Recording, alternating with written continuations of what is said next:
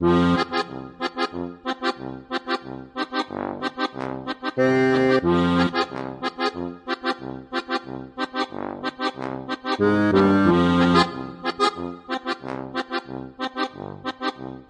kolmas ja vihoviimeinen ihminen ja sä oot täällä törmätä.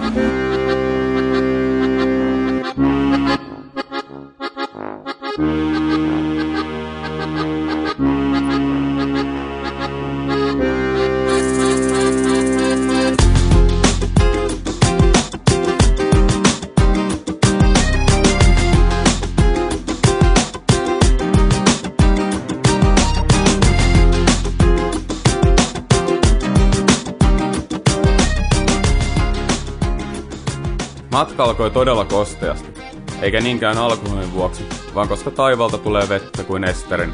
No, sieltä. Anyways, alkupätkä on tuttua Via Balticaa, joten eipä kauheasti uutta taivaan alla. Samat perseessä roikkuvat rekatkin tuntuvat olevan matkassa.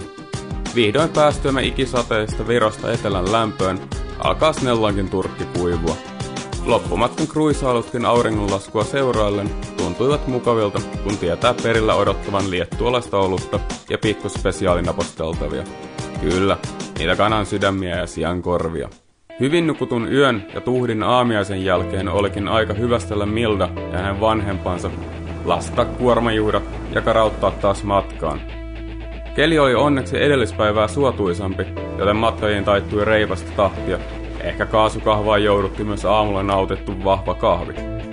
Saatuamme ajo-ohjeita paikallisilta, päädyimme reteästi keskelle peltoja, alla mukavan muhkurainen hiekkatie. Ohjeiden tulkinnassa taisi olla parantamisen varaa, sittemminkin kun paikalliset eivät osanneet englantia, Suomesta nyt puhumattakaan.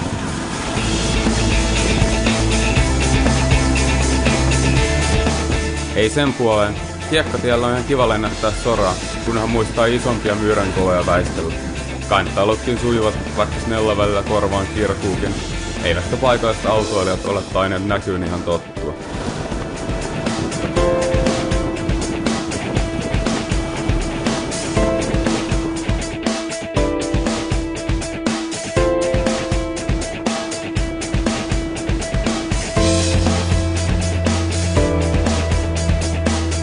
Liettuassa loppumatka sujuikin varsin mallikkaasti jokilaaksoa ajellen ja vanhoja kartanoita ihaillen.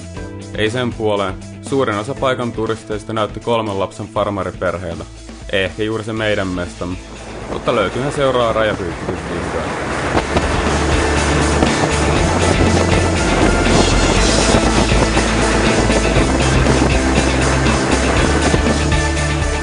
Puolan puolella päädyimme sitten valokuvamalleiksi.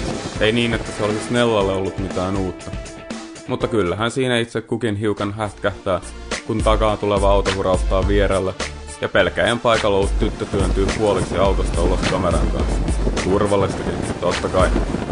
Perillä Bialoviskissa maistuukin sitten jo iltaulut seuraavan päivän vaellusta suunniteltaessa.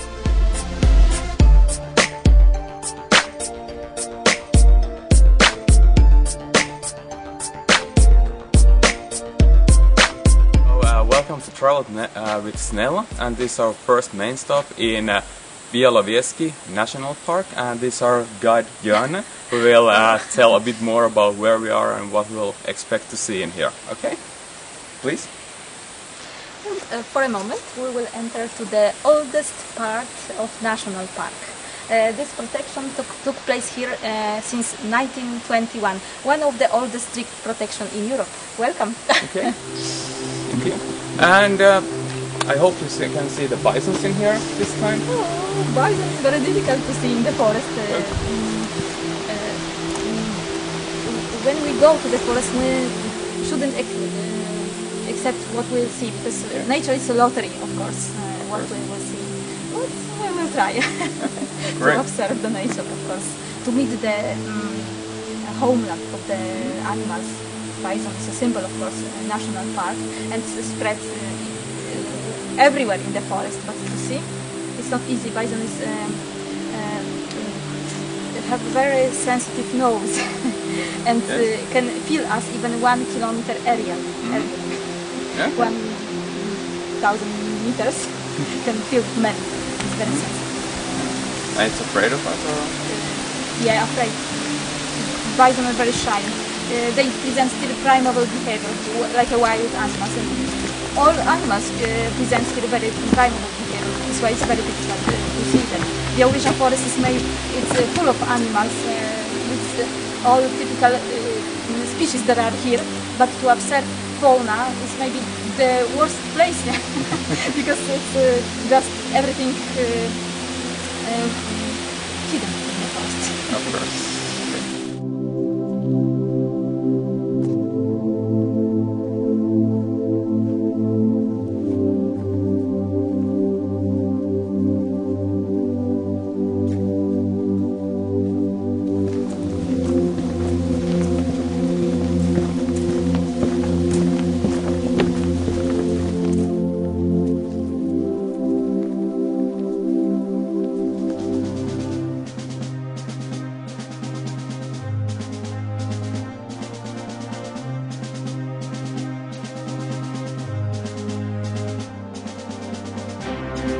Vehreille metsämaisemille ja bisonioluilla oli lopulta pakko heittää hyvästi.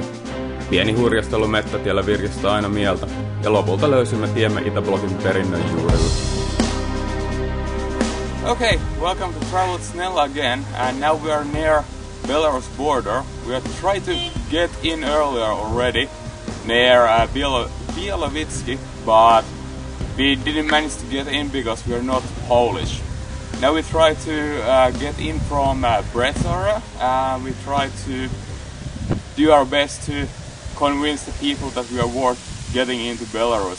And maybe after a few days we will be in Ukraine if we are lucky. Okay, let's try.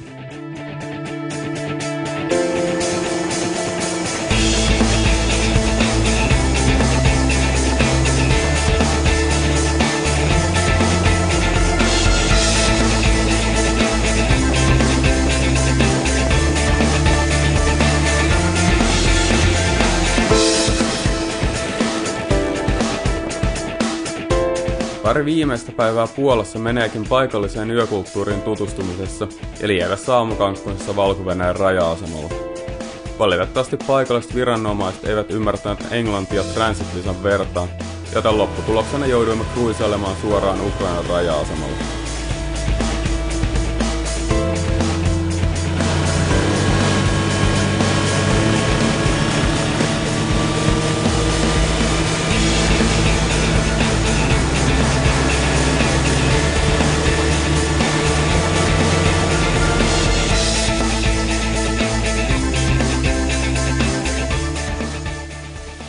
Kiva nähdä taas. Me ollaan nyt jossain Ukrainan tietämillä menossa tonne etelään vuoriston suuntaan ja mä nyt pysähdy tähän hetkeksi kokkailemaan herkullista pussipasta-ateriaa Snellan avustuksella täällä. Ja ei tässä nyt kummempia tänään, että katsotaan minne päästään yöksi. Meillä on tässä rajalla pieni hässäkkä ja ne halusi tietää, että missä me ollaan yötä, mutta meillä ei ole mitään havaintoa, kuinka pitkään me päästään. Niin katsottiin kartasta vaan nopeasti joku paikka sillä sopivalla suunnalla ja ehtii se paperi, niin kaikki oli tyytyväisiä. Ja nyt nähdään, minne me oikeasti päädytään vai pistetäänkö telttaista pystyyn. Me keskitytään nyt Snellan kanssa tässä kokkailemaan ateria loppuun, että saadaan vähän murua rinnalle ja jaksaa painaa loppuun asti. Kahvit tietysti päällä. Ukrainassa teidän kunto vaihteleekin jo huonosta surkeaan, joskus jopa olemattomaan. Oman haasteena liikenteeseen tekevät hevoskärryt, jotka eivät väistä mitään missään koskaan. Paikka on niillä silti ilmeisesti rekisteröintipakko. Englannilla tai muullakaan läntisen Euroopan kielellä ei tunnu tekevän juuri mitään, mutta ihmiset ovat sitäkin ystävällisempiä antamaan ohjeita, ainakin ukrainaksi ja venäjäksi. Joskus tuntuu, että aina kun ottaa kartan esiin, muut luovat meidän olevan eksyksissä. Tosin edellisestä kokemuksesta päätellen he voivat hyvinkin olla oikeassa.